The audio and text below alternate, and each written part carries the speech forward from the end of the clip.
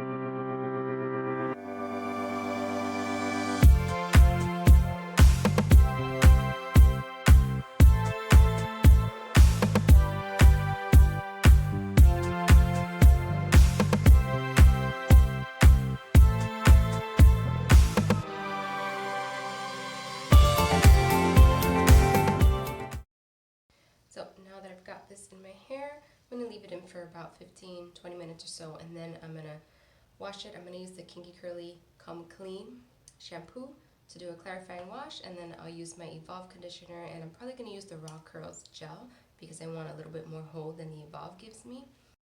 But I will show you what it looks like when I'm done.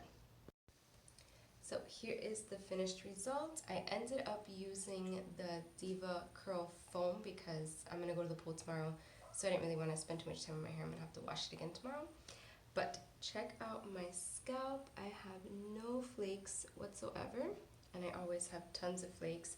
It feels squeaky clean. It's not itching or bothering me right now. So I like to do this about once a month to really help with the flaking and the itching of my scalp, and it works really well. Really affordable do-it-yourself treatment, so I suggest you give it a try if you have scalp issues as well.